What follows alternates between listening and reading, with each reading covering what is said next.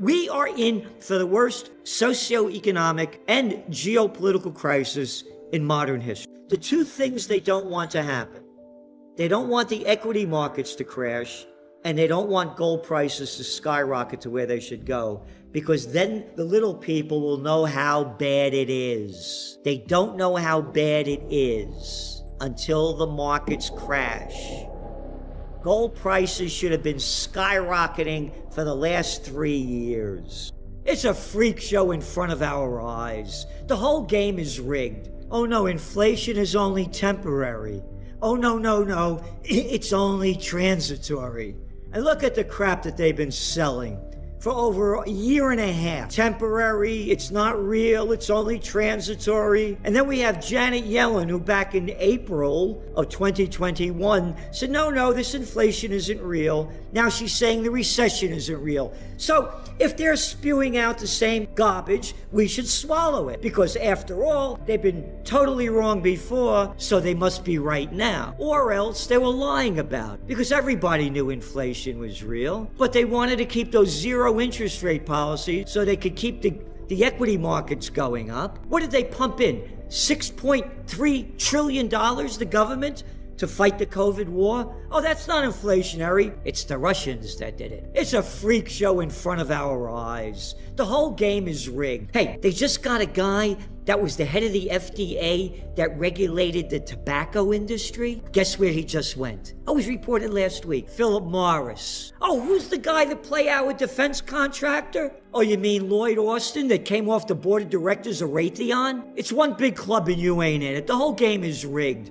As you said, they said in the GDP decline, 0.9%? Oh, and the streets said it was going to go up 0.2%. Inflation came up, at 9.1%, and the markets went up? I mean, come on. They're doing everything they can to do it. The market should have crashed back in 2020 when they launched the COVID war. It should have been over. The businesses have been destroyed. The damage that this COVID war has done is incalculable. Hey, let's not talk about office occupancy rates in America. They're only, around 40%. Cities like in New York, 35%. Oh, all those businesses, the dry cleaners, and the shoe repair, the hairdressers, happy hours, all gone. And now I'm renting, let's say I have 8 stories of a building. My people don't want to commute an hour and a half anymore on the LIE. They hated it, going an hour and a half back and forth. I'll work from home 3 days a week. Great. I'll save on rent. This is for real. Office occupancy rates in New York City, in Chicago, in San Francisco, they're in the toilet, and so are the businesses. Before this happened in New York, before this happened in 2019, there were for rent signs all over the place. Now look at the damage that this has done, the businesses that have been put out of business. Oh, I went out of business, now I'm going to come back again? I'm telling you, it's incalculable. The damage that is done. We are in for the worst socioeconomic and geopolitical crisis in modern history. Tell me one brilliant thing the federal government has done in my lifetime. And I'm 75 years old. What have they ever done? They're a bunch of losers. They're freaks. I don't know how people could look up to these clowns. Look at them. Oh, Mitch McConnell, now there's a brilliant guy. Oh, Nancy Pelosi. Oh, yeah, brilliant. Oh, again, it's one big club and you ain't in it, as George Carlin said. Who's Nancy Pelosi's father? Oh, the mayor of Baltimore at the top. Oh, yeah, who was George E. Bush? Oh, my daddy was a president. My grandpa was Prescott Bush. Who was Andy Cuomo? I'm going to rename the Tappan Zee Bridge after my daddy. I mean, look at the freak show. They don't know what they're doing. Look, I was the assistant to the Secretary of the New York State Senate at 26 years old. The people that are running the government are the people I hated in high school and college that wanted to be class president or head of the student council. Again, he only bet $1 million. Oh, I bet $1 million playing the markets all the time. What, are you kidding me? The whole game is rigged. You asked me about the markets, the equities. We are in for the greatest collapse of all times. All they're doing is artificially pumping it up. And that's it. The bigs just want to get bigger, and the rich just want to get richer. What's going on in Taiwan, I mean, you're not allowed to talk about peace anymore. You get banned on all the media. Only war is the only talk you're allowed to talk about. So when you talk about Nancy Pelosi, there was a man by the name of, they really don't like this guy. His name was George Washington, first president of the United States. He warns the American people in his farewell address not to get involved in foreign entanglement. He says harmony, liberal intercourse with all nations are recommended by policy, humanity, and interest. He goes on to say that avoid avenues to foreign influence in innumerable ways. You ready? Such attachments are particularly alarming to the truly enlightened and independent patriots.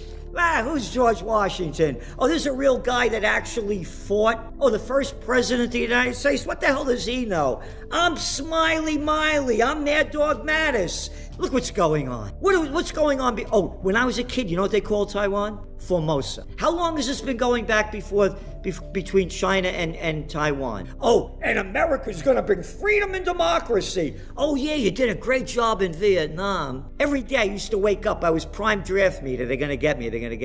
You did a great job in Iraq. Only killed, depending on whose numbers you're looking at, between 850,000 to 1.3 million. Great job in Afghanistan. Terrific. Only 20 years and you left billions of dollars of weapons behind. But we're going to bring freedom and democracy. There's a great book. It was called Wars Iraq by General Smedley Butler, the most decorated Marine in history. He wrote it in the 1930s. Wars Iraq. He talks about how, what he did to bring Standard Oil into China, the Brown brothers, so they could do banking in Haiti and Cuba. One after another. You think we'd be in Libya and eastern Syria and Iraq if their major export was broccoli and not oil? It's a criminal act. Again, George Washington, his words to the American people, and now with the Ukraine war. You ready for this? Europe has a set of primary interests, which to us have none or a very remote relation. Hence, she must be engaged in frequent controversy, the causes of which are essentially foreign to our concern. Oh, you got the Ukraine war? Oh, yeah. Hey, Americans, find Ukraine on the map. Oh, they're taking down the statue of Catherine the Great. Oh, yeah? Oh, yeah, she hated the Ukrainians. When did that go back to?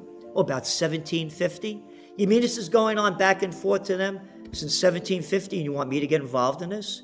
Oh, we're going to bring freedom and democracy. I've been hearing that line all my life. And just quickly, Trends Journal, spring 2014. You see the picture?